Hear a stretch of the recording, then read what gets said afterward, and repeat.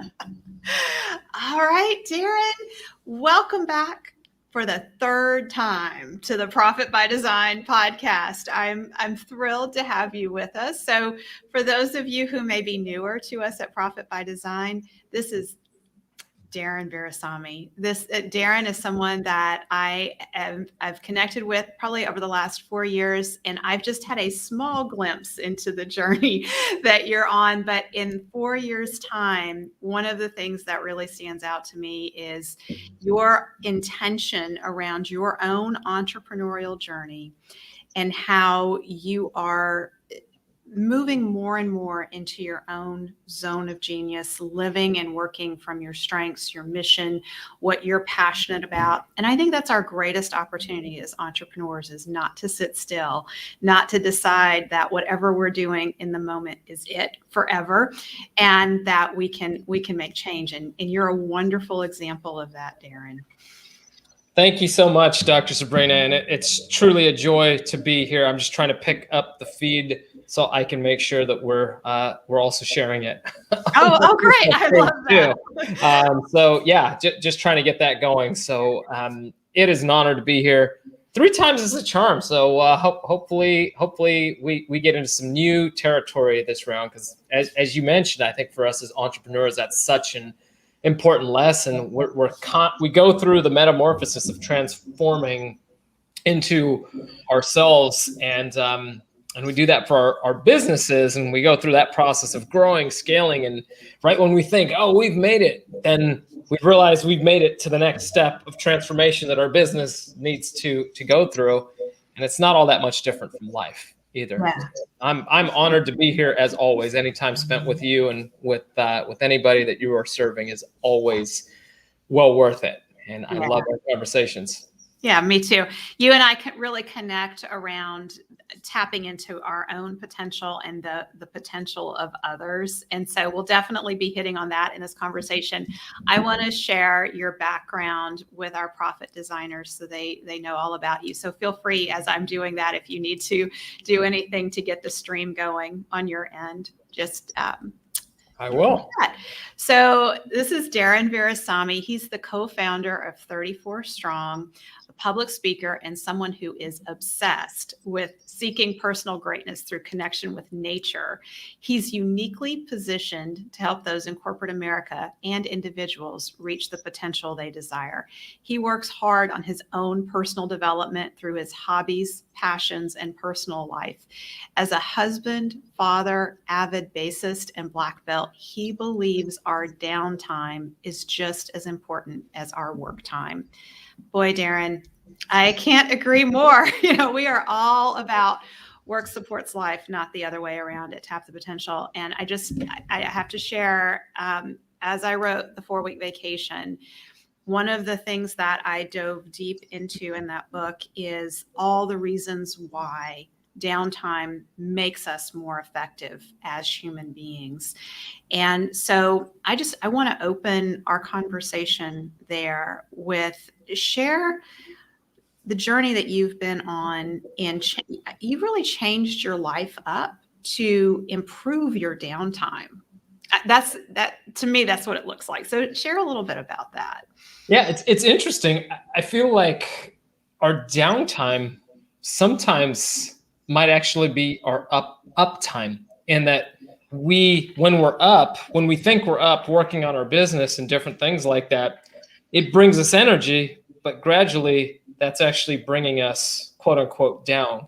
And when we pause, that's actually the refill that puts energy back into the container that is our body, that is our mind, that's our spirit, if you're into spirituality, whatever that might be. So it's those things that we actually do in those areas that we naturally call our downtime, that actually prepare us to operate at these much, much higher levels that we seek to perform at. So some of the things that I've personally have gone through in my own metamorphosis. Where am I talking to you from right now, Dr. Sabrina? It's not the United States. I'm not in the U.S. right now. I'm actually in the Caribbean. I am in Barbados right now with my family. Our family actually decided before COVID, actually in 2019, my wife and I made a decision that we wanted to give our family and our young children, now my son is 5 and my daughter is 9, we wanted to give them the chance to live overseas for a period of time. So I am joining you today from the beautiful island of Barbados down in the southeastern Caribbean. And why did we do that? Well, part of it is my family is originally from the British West Indies, from the country of Guyana on the tip of South America. And what we noticed was anytime we traveled to the Caribbean, Dr. Sabrina, the kids were just really different in the best of ways, just very present, very, very detached from any desire to be around devices. And then you start realizing that just wasn't a big part of life and culture down here. And there's many great things that we loved when we made that decision to come down here in the U.S. Many things that we love about living in the United States and kind of going through that process. But we wanted to at least give them a season, and we committed that, hey, we're going to do at least a year abroad, and we're definitely going to fulfill that commitment. Actually, we're going to be here for more than a year. We're actually we arrived here on December 31st. 2020. So, and I was actually just back in the US giving a TED Talk. So we came down to have this experience, not only for our families personally, but even in the virtual environment that we're in and in the work that I've been doing with 34 Strong, it forces your hand on certain things, right? Because you can only operate from a certain capacity and going through, but you still have to bring the value that you're going to bring as a business owner and leader at a really high level, but you can't just fall into the trap in certain areas of swooping in, which we all naturally do. And in the journey that I've been on in growing and scaling 34 Strong, as we've done, not me personally, but our incredible executive leadership team that we have built methodically to get to that point, it's been critical, not about what we do in the business. It's actually been far more critical about what we don't do in the business. So coming to Barbados, living here, and going through has really helped to keep me razor focused on I think you frame it this way. What if you're billing, I can't remember if it's like $10,000 an hour, and it's not $10,000 an hour activities. $10,000 an hour activities, right? And that's not always trading time for money. It's actually the $10,000 an hour activities of spending the time coaching and developing your team, going through, spending the time, that downtime, taking a walk like I did before today's interview, out in nature, going for a swim, to invest in my mind so I can show up far more sharp when I'm serving others or when I'm serving my team, because those $10,000 an hour activities are measured in the return on investment in developing our people, right, and the ripple that it's going to have. So those have been some of the pieces that have really come forward for the life transition that we've wanted to make. And interestingly enough, it's actually helped in serving the business better. Because again, it forces the hand where you can't just swoop in on certain things, and it's made us better as a team. Well, and one of the things I'm aware of, when you and I first connected, you weren't doing many virtual trainings. Every training that you did was live, right? Right. Yeah. So let's talk about just that transition over the last few years. Yeah. Well, one of the things we realized when we were looking at the end of 2019, we were kind of going through a little bit of a pumpkin plan analysis, rating our clients and different things. And one of the things that really showed up was about that much of our business was virtual, but the quality of that revenue was 10x better than the stuff that we were doing in person. And it wasn't, and when I say the quality of revenue, I want to be very clear, I'm not speaking just in terms of dollars and profitability, which it did hit those marks. I mean, in terms of the quality of revenue, in terms of the impact we could have to others, which is at the core of our mission. So for 34 Strong, being able to help create great places to work, it wasn't about just strictly only maximum profitability, which is very important. We want to do that, but that's the outcome of making the impact that we're going to do. And you can do those things. You don't have to sacrifice one for the other. I want to be very clear with entrepreneurs. It's easy to be like, well, I'm just all about the impact. I don't care about making money. If you don't make money and you can't eat, you can't do your business for a long time. So you need to be profitable so that you can have more impact, because you can then turn and reinvest that. That's what came away. So for us, that awakening came in 2019. 2020, obviously, we've all been through the storm that is what it is for the past, nearly 2 years now.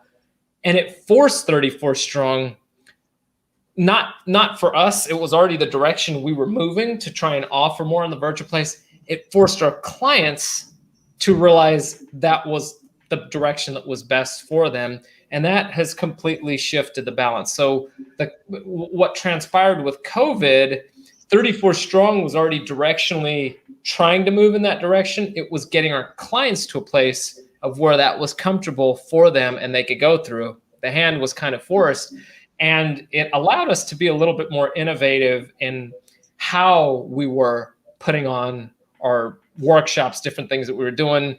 Many of you that have seen me and heard me speak before, I've talked a lot about strengths and that whole approach to human development. Dr. Sabrina, you and your team are a huge proponent of that. What 2020 did on the business frontier is it opened the Pandora's box of all the other needs organizationally, especially in some of the larger scale clients that we serve, of the mental health components, the wellness, the well-being type work that is absolutely needed to just take care of people. What's it like parenting in chaotic times, and how challenging that has been. So it opened up the deck for us to serve much, much more broadly in taking care of organizations on a leadership level and on a staff level, and just trying to keep, the analogy I like to use is the snow plows, like going through and making sure that the roads are cleared. Yeah. That's kind of what we've been doing to help people to stay engaged so they can show up to work, because they have solutions for these things that are wearing on their mind, Dr. Sabrina. Like, how do I parent in chaotic times? How do I manage? How do I cope? What are coping mechanisms? How do I take care of my own wellness and well-being? We had to design under heavy pressure last year all sorts of stuff and offerings that we hadn't done before, but we were set up to do. And guess how it came together? How? Not by us individually, it's by our partners that we'd built over the years, all the relationships that we'd built over the years with different organizations that were really well positioned to be specialized in certain areas where we weren't, and we were able to offer that. So in terms of me, I'm bringing this full circle in terms of the time that I personally spend doing virtual trainings and different elements. That went from up here, way up here at the beginning of last year, to I spend far less time. I probably spend less than 20% of my time right now actually in the billable chair doing stuff. But I'm having far more personally of those $10,000 an hour conversations internally with my team, with clients, for future vision of what could be, and stretching the thinking and getting to have a seat at the table with our executive leadership team of really designing the impact that we seek to have in the future. And that's been the gift of going virtual, and some of the pressures that we faced last year, which for many of us were completely challenging and pretty awful at times, but we were able to rise through it, Darren, there's so much to be unpacked in what you've just shared here. And one of the things that stands out to me is, I imagine, as you and your wife made the decision that you were going to take at least a year abroad and give your children and your family that experience, you had no idea that COVID was coming. And as your team made the decision to move towards more virtual to have a greater impact, you had no idea COVID was coming. And so you saw it created this tremendous opportunity for you to really pivot and to leverage and capitalize on that. And I think there's so many things that we have yet to realize from COVID, that as years pass, we will see some really great benefits that have come from COVID that we didn't recognize in the past. I think one that really is most prominent is people have come to appreciate more time with family. And as hard as it is to be cooped up with your family for long periods of time, there is also an appreciation of there's good quality time that has come from that. There's also that appreciation of it's possible to be flexible in how we work. This idea that we need to be in an office from 8 to 5 or 9 to 5 is an outdated notion, and it doesn't make us our most productive. And there's a real shift, not just in the United States, but all over the world, that work should support life, not the other way around, that we really need to rethink how we're doing things. And I love what you said about the strength of the relationships that have been built, the partnerships and the collaborations, were what 34 Strong was able to rely on and utilize to shift and pivot to meet the needs of your clients. You were very tuned in to what your clients needed, what their teams needed, and how, like, you knew how to bring in this company or that company to help support in what you were delivering.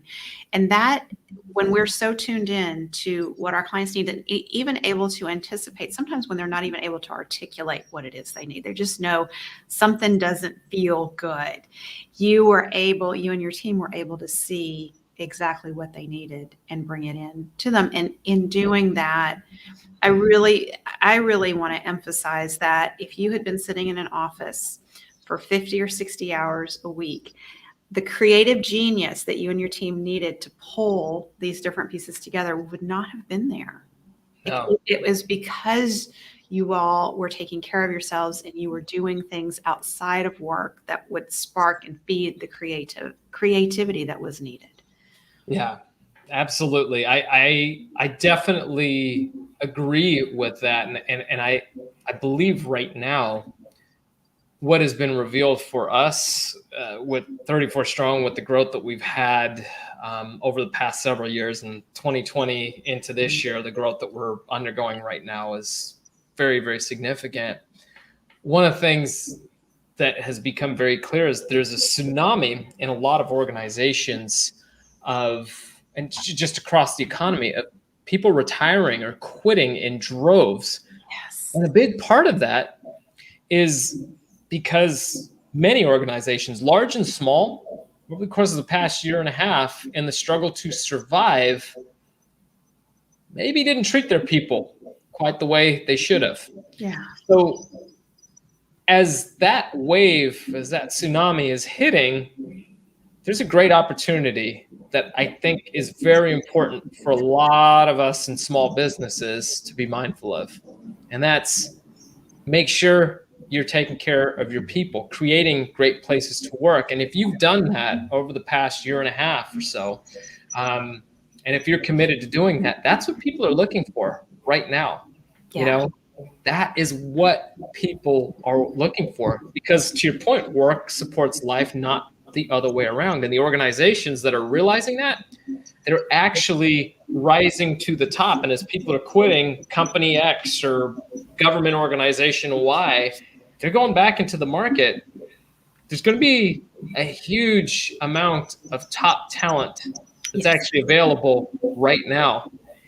If you've positioned yourself properly, or you're actively working on that right now, those are the people that are going to show up at your door. So when we think about this in the future, there's companies that are really going to be made in this season that will be here for generations to come. And there's going to be others that are going to die off, not because they didn't have the right processes and systems in place, but because they didn't take care of their lifeblood when it mattered the most. Mm-hmm. The health and wellness. And when I say the lifeblood, I mean the people.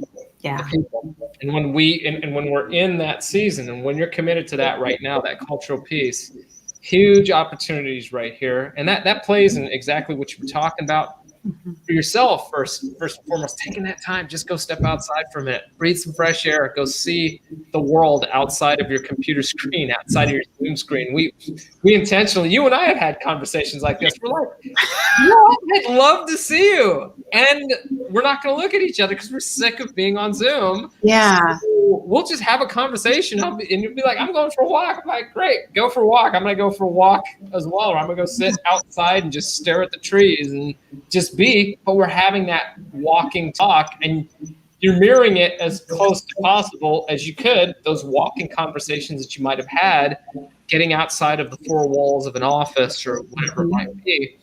And it charges us. It changes the way our brains wire. And the final thing I'll say on that point is Cornell University last year, I talked about this in my TED Talk. There was a study at the beginning of last year that was released, and they found that doses of as little as less than 10 minutes being in nature, so being outside in some capacity. It didn't have to be that you went and camped in a forest or disappeared from humanity for 25 years and didn't speak to people and grew a long yogi beard like I had last year, right? Everybody's like, whoa, what happened, right? So it didn't mean that you had to do those things. 10 minutes just being outside. It improved problem solving skills, reduced stress, and improved people's overall happiness in as little as 10 minutes away. Yeah. Again, Cornell did a study on this. I gave a TED Talk on this. And you know what? It's nothing that we haven't known for decades and millennia and thousands of years as humans. That's where we came from, was outside. We didn't used to have air conditioning and all of these magical things that we have today. Has the quality of life gotten better because we have those things? Yeah, but our brains neurologically need to experience nature, need to experience some of even if we're just standing outside and breathing fresh air, looking at the sky for 10 minutes, taking a walk. It does something to us that is so critical for taking us from the downtime to actually preparing us for the uptime or refilling our bucket. Absolutely. I can't agree more. And, our team does walking one-to-ones. Yeah. And I love it because I definitely can listen more. I can listen more when I'm not staring at a Zoom screen, and I can hear subtleties in the conversation, and we have better ideas when we are moving. When we do our retreats, and this is how we discovered the power of going for a walk. When we do our retreats, we started doing walking cue storming sessions. And so we would send our retreat participants out with a powerful question. And on the way out, one person is answering the question. And on the way back, the other person is answering the question. And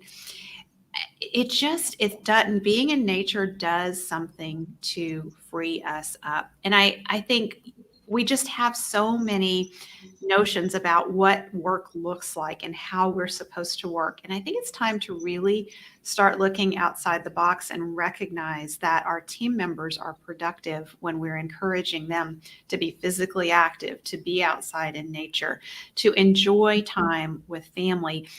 One of the things we talk about at Tap the Potential is veggies first.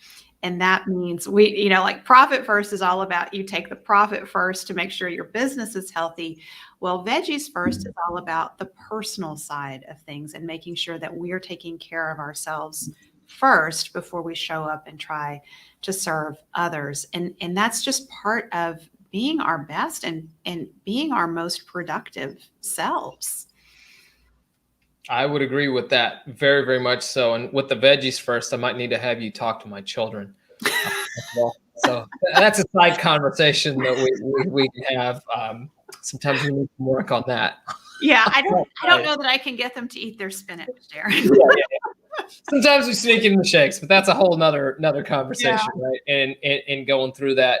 I think Aristotle said this. I talked about this in the TED Talk, and it was just, in nature there is just something of the marvelous that's there, and it brings us back to that place. And you don't have to look far, right? If we think of our businesses and we go through the process of thinking about our businesses, where does it start? Well, it starts as a seed, an idea, something that's in here that we feel and that we decide to bring forth into the world, and then it grows and it turns into whatever it turns into.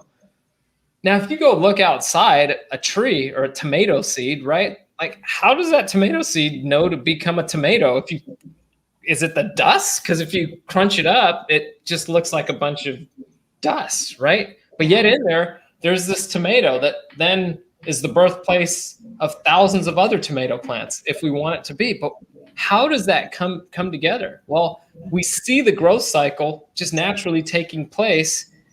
And sometimes, you and I have talked about this so many times, is sometimes we got to slow down to speed up. Yeah. Sometimes we have to slow down to speed up. Sometimes we were naturally already on course to get exactly to where we needed to, but we get all these perspectives, and we, I think Mike talked about in the pumpkin plan. Mike Michalowicz talked about in the pumpkin plan. Businesses don't fail because of a lack of ideas. They end up drowning in the ideas, and I think that's what we do. And we think, oh, I got to do this and I got to do that, and you actually never get to where you ultimately wanted to go in the first place. And sometimes when you pause, it gives you a chance to see, where's the river taking me anyhow? Yeah. Because if I'm paddling and doing all this, I actually don't get to see what's the natural pattern and what work do I really need to do to allow that natural flow to take me in the direction it was taking me anyhow. Or am I headed towards a disaster, which most of the time you'll find out you're actually not. You were actually in pretty good graces, and where things were taking you was right on point with where you wanted to be anyhow. Absolutely. I'm so glad you're bringing the pumpkin plan into this, because one of the things, as you said, that is, there's never a shortage of ideas. And I know for myself, before I learned about the pumpkin plan and read the book, I had lots and lots of ideas, and I was thinking my way out of business, quite honestly, because I wasn't listening to what my best clients were telling me that they appreciate most. And so I was going against nature. I was going against the pattern because I was all in my head. And with the pumpkin plan, I learned, and one of the things I appreciate so much about the pumpkin plan is we don't have to think. We can have conversations with our top clients and listen to what their needs and challenges are, and look at how we can solve their problems, their challenges, to help them get to what they most want. Our best clients will tell us what they appreciate most about what we're delivering. They'll tell us what they want more of. I had a conversation yesterday with 3 of our great clients at Tap the Potential, and I said, just tell me what you need. And I'm going to tell you, what they told me was not anything I would have ever thought they would have said. And it's such a simple thing. It was such a simple request. I was like, oh, I think we can totally do this for you. Like next week or 2 weeks from now, we can make it happen. But if I was just thinking and I wasn't listening, and I would have been going against the grain. And so again, our $10,000 an hour activities, our highest value contributions, come when we stop working so hard. And we slow down and we pause. Then we have space to listen and to ask the questions and to hear. Very, very true. Very, very true. And it's interesting that the $10,000 an hour work that we're doing, I've actually been having some of those developmental conversations inside of 34 Strong with some of our team, our executive leadership team, myself included, because I'm no different than you or any other entrepreneur. You see something that you can go solve, and you're like, I can jump in, right? And you can swoop in and decide I can tackle that. And when we start actually looking at our time as finite and asking ourselves, is this $10,000 an hour? Is this a $10,000 an hour expenditure of my time? Or is this a $10 an hour expenditure of my time? Did I fix something? Absolutely. But where do those $10 an hour or $20 or even $50 an hour pieces, where do they actually lead versus where you're at and with what needs to take place? And is there a way that your brain can be better utilized? And when we actually pause, we can look at the ROTI, which stands for Return on Time Invested. It's also a really good food for those of you that like Indian food, but ROTI stands for Return on Time Invested. In business, we constantly hear about return on investments, and yet we actually factor in nothing for our own time that we put in. And the reality, I mean, with your background, Dr. Sabrina, you can speak better this than I can. Decision-making fatigue is real. decision-making fatigue is real. Steve Jobs notoriously wore literally a uniform. He had his black turtleneck, and go through the billionaires club and you're like, these people have billions of dollars. Why do they wear the same thing? Are they that cheap? And all these narratives come up, and no, it has nothing to do with that. It has everything to do with they're that aware of depleting their decision-making capacity because they think in terms of the $10,000 an hour conversations that they're going to have, or $1 million conversations that they're going to have cumulatively over time. Today's conversation might not be that, but going back to the tomato plant, it might be the seed that's going to break ground a week from now or 2 weeks from now. And where's that going to lead? Right. Next week, next month, next year. So when we start seeing ourselves through those lenses and come to the awareness of the reality of decision-making fatigue, that cognitively, there's only so much that we can do, we can start actually completely revaluing the return on our time invested, which is hugely important. Yeah, that's so true. Like, so taking the time to figure out what we're going to wear in the morning is a decision. And we have multiple decisions that we as entrepreneurs are faced with every single day. And if we become fatigued, the quality of that decision making goes further and further down. And I love thinking about the dumb tax and, thinking about the decisions that have been made that had impact negatively in my life. And when I think about the dumb tax, because it reminds me every time I'm tempted to make an impulsive decision, I stop. I rely a lot on my leadership team and run things by them, because then we have multiple perspectives on the decision making too. And so I want them protecting their decision making ability too. I don't want them fatigued with multiple decisions. And I think we easily are making 30 or 40,000 micro decisions every single day. And so any that we can take off of our plate and just streamline things and do things repetitively. That's why systems work so well. People often resist systems. They're like, oh, I want to just be free and I want to do it creatively every single time. Well, every single time you're doing that, you're making decisions and you're wearing down your brain power. So the more we can automate and put just on automatic in our world, the better we're protecting that decision-making ability. I want to talk a little bit about your podcast, Darren, The Nature Advantage. You've been doing this now. I don't know how many interviews you've done at this point. Where are you with it? I should probably know the answer to that question. I'll know the answer to that question after this call, because I actually have my Nature Advantage meeting. I think I have interviewed coming up on about 30 plus in terms of the shows. We usually, because they're just such incredible content, we usually split them into 2-part interviews. So it's two shows each interview, because they're at least an hour long. The interviews, sometimes they go a little bit longer, but yeah, I think we're up to about 30 people interviewed so far, and I think we're getting close to our 40 something episode that we're going to get going on. And again, as you know, this kind of started accidentally. But yeah, I'll let you get into talking a little bit about that and asking questions.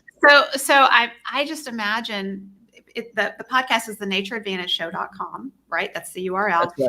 Yep. So having had this many conversations about the Nature Advantage, I imagine you have learned a lot. And so I'm curious, how has your thinking around the Nature Advantage, how has that shifted since you started the podcast? So it's shifted in a couple of ways. So it's because of the podcast and because of the TEDx talk, because the TEDx talk took me into places of myself to really get out clearly what it is that I thought to what it is that I learned, and the evidence was showing me from the conversations I had. And that's ultimately how the Nature Advantage show started. I was actually interviewing a few people to prepare for a TEDx talk. And the TEDx talk that I just delivered, that'll be live before the end of the year, it really tied up under this simple concept, Dr. Sabrina, and it was distinctive by nature. How time and nature makes us better, more present, and distinctive in our life and our work. That's what it is. What I'm getting at here, to break it down, and where the concept of the nature advantage. So when I talk about it as an advantage, we hear of nature and, oh, time in nature is therapy and it heals us. And it's very beneficial from a healing standpoint. I agree with all that. It definitely does that. The question that I haven't heard anybody asking is, okay, great, it heals us. We're so fixated on the brokenness of having to repair what's broken. I asked, how does it advance us? Let's acknowledge it deals with the areas where we're feeling like there's breaks. But I haven't heard anybody talking about, what about the world's best practitioners in whatever their trade is? If they're like the world's best practitioner, like knitting, I'd actually like to interview them, right? And if that's their thing, that's cool, right?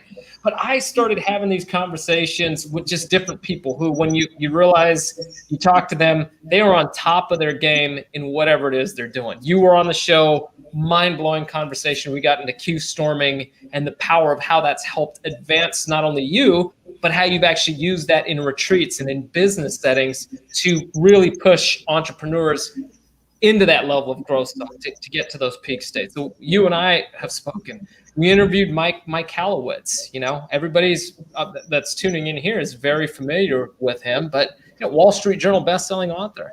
Yeah. We've talked to other TEDx speakers. We've talked to Tony Robbins' business partner for over 30 years, Joseph McClendon, one of the best in the business as a neuroscientist, period. Just Dr. McClendon, absolutely phenomenal interview. We've talked to 5-time Grammy Award-winning artists. And you know what emerged in that process was nature was critical for them, for their growth.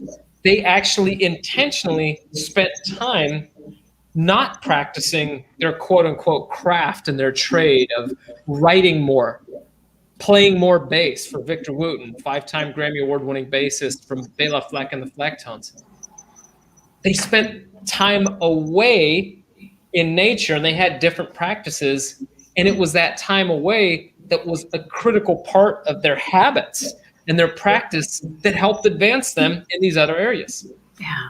And we talk about so much of the narrative, especially over the past coming up 2 years here since COVID, has been about nature being a healer. I'm not going to dispute that. I fully agree with that. It heals us in incredible ways. We have to talk about how it charges us. And you don't need to sit here and listen to me running my mouth. Again, look out your window at that tree that started from like a cone like this, right? This is a giant sequoia. I don't know if anybody can see that. This is a giant sequoia cone. Okay, you could see how small this is. An actual seed from a giant sequoia is about the size of a grain of oat. And the giant sequoia is one of the largest and oldest living organisms on the planet. They can grow up to 3,000 years old, hundreds and hundreds of feet high. And it starts from that little area. And it takes root and it grows and it pushes past. So nature helps advance that. Why have we gotten so smart that we've moved away from that? When you look through the connections with human history, Da Vinci, Einstein, right? Maya Angelou, you look through the list. Nelson Mandela even talked about the protecting nature and the importance of it for fueling us, not as a source of only healing us. And that's the part of the narrative that I believe is getting lost. So what have I learned? I've learned that many of the greatest minds that I've had the privilege of speaking with completely have figured that out and have made that a habit. If you actually pay attention to a lot of Mike's books and you really dig in, one of the common themes, his big epiphanies and ahas, even if he doesn't get to share them in his books, like Clockwork, he talks about the queen bee role. That came because he got stung by a bee. You'll hear more about that story in the TED Talk. I'm not going to give it away. But a lot of what he does in his books and his writing are all rooted in biomimicry. And that's why you see quotes, for those of you that follow him, that end up showing up as these nature quotes. Yeah. That's been what's fueled his brilliance, and I know it's been huge for you as well. Well, and I'm just really struck. I'm sitting here just sorting through in my head what you said about how we think of nature as healing. And so, like, there's something in us that's broken. And so we need to go out into nature and heal and repair it. And if we only focus on that angle, we're really missing the potential. And so for me, in my own trajectory, I'm connecting with this because I left doing mental health work because it was all about fixing what was broken and restoring people back to health. And I'm like, no, there's so much psychology has to offer to help us really tap into our human potential. That part was being missed. And you're coming at nature from, I hear that same perspective, that let's look at what nature has to offer us beyond healing and helping us to really realize our full potential. And you're bringing forth conversations with thought leaders and innovators who that's just a part of their process, but it's not really been highlighted and talked about to this point. So It's the advantage, the nature advantage.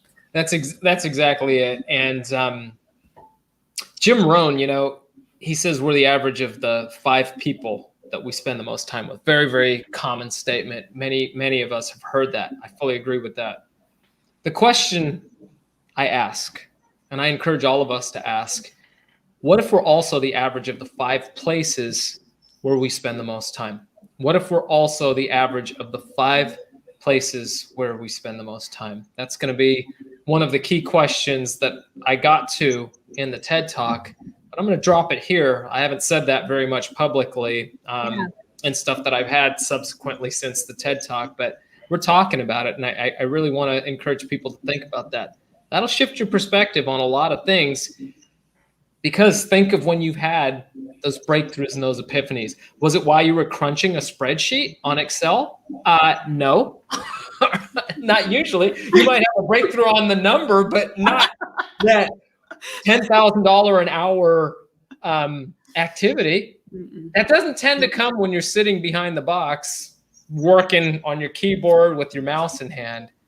More times than not, those big epiphanies, those life-changing moments, those life-changing ideas come when we're completely free and getting our mind uncluttered. And allowing in what's already naturally there. We've created those blocks around that, and it allows that back in. So what if you're the average of the 5 places that you spend the most time? Where are you spending your time? That's what I encourage our listeners to really think of. So I'm gonna talk for a moment and give you a minute to type that question into the chat. Are you able to type in the chat, or I can do it for you? I actually don't think I can. Okay, so say, what if you are the average? I'm typing it for you. What if you are the average of the 5 places where you spend the most time?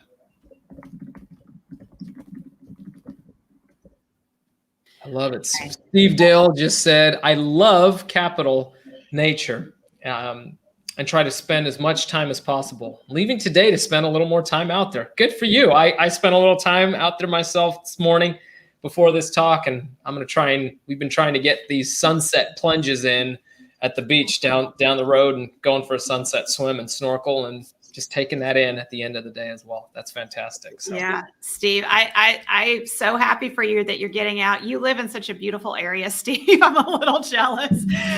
He's out there in Idaho. Beautiful, beautiful country. And so I would just invite those of you who might be listening to this later in the comments, share where you are most inspired, where the places that you go that really inspire you. For me, I just moved, so I get to take a walk. I wish I could do it every morning. I can't quite with my kids' school schedules really mess life up. I've got to figure my way around that. But I go on a walk, and there's lots of hills, and there's trees, and there's a beautiful lake, and I get to see that every morning, and I see the geese on the lake.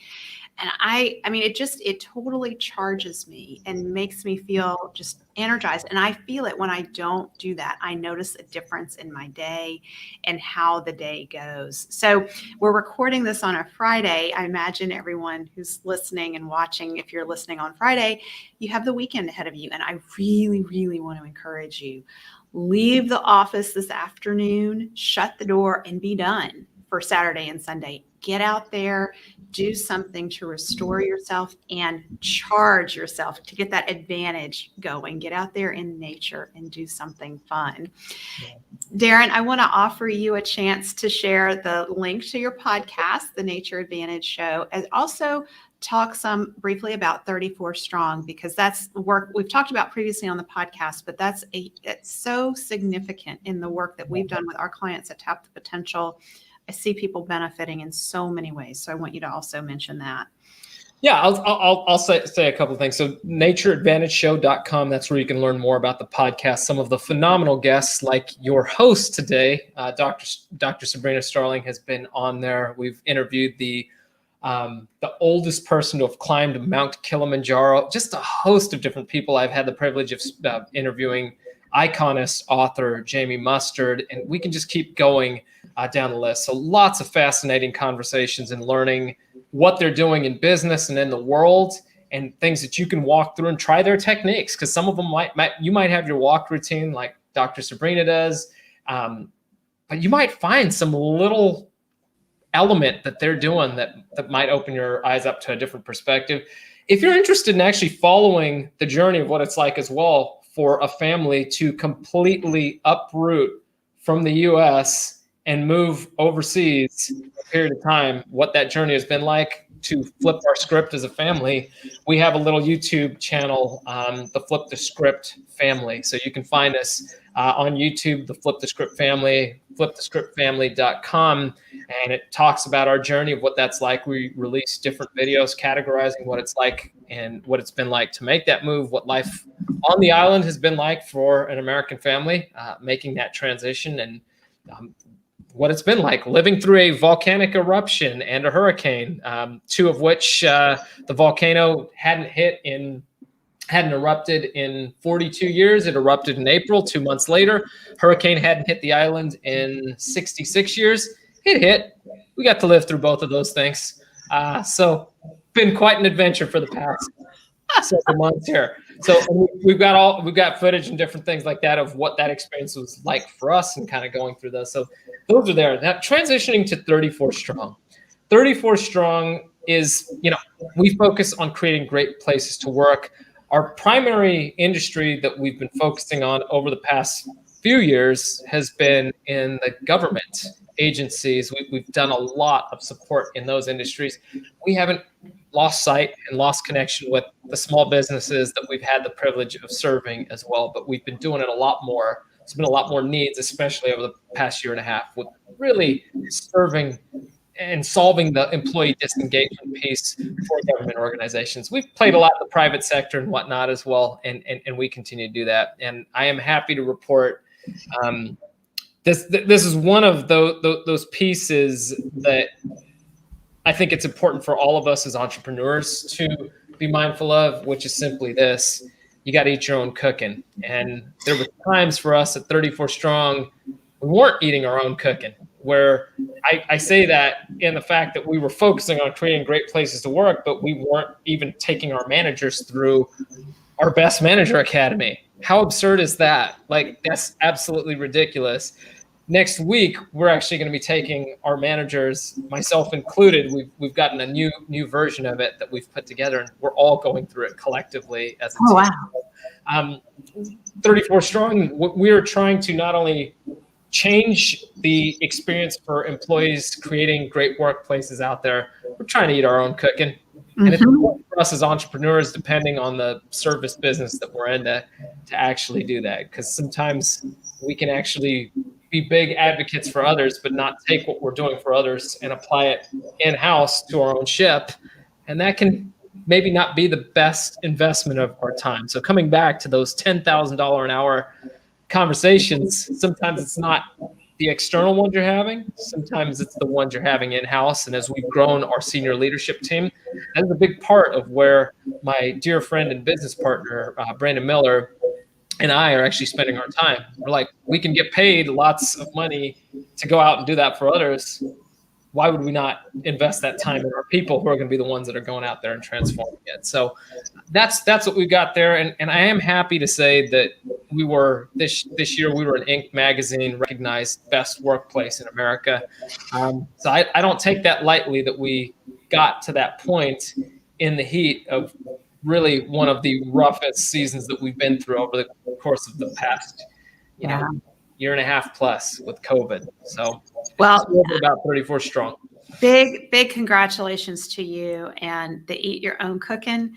We at Tap the Potential have the same struggles because we're givers and we're out there trying to take care of everyone else. And we have been looking internally in terms of integrity. Are we walking our talk? Are we doing for our team what we're out there advocating for others to do for their teams? And it's a constant need to realign. And the work that 34 Strong is doing out there in the world is so powerful and so needed, especially in these government organizations. And I'm so happy that we at Tap the Potential have been able to work with 34 Strong and bring what you're sharing in the corporate world into these small businesses. And all of you who are listening to this, as you're working on your business and you're being intent on creating a great place to work, know that the impact that you're having goes far beyond the individuals who work in your company, because they're taking that experience home into their families. They take what they learn that in the development that you offer them in your workplace, they take that home and they share it with their families, and the impact spreads far beyond. So in terms of, looking at how do you take what happens at work and make an impact, it's a huge opportunity. So Darren, I appreciate the insights that you've brought here today. I want to invite those of you, if you're not yet a member of our Entrepreneurs Take Your Life Back community, come join us over there on Facebook, Entrepreneurs Take Your Life Back. You can get there by going to tapthepotential.com/group. And we want to support you in having a great life and being out there and making an impact. Thank you so much, Darren. Thanks, Dr. Sabrina. It's always a joy to spend time with you. And, I'm an entrepreneur at heart. So that's why anytime I get an invite to serve fellow entrepreneurs wherever they're at in the life cycle of their business, what a joy. It really lights my fire because I'm very passionate about helping entrepreneurs as well along the journey. That's so clear in how you show up, Darren. Thank you. Thank you.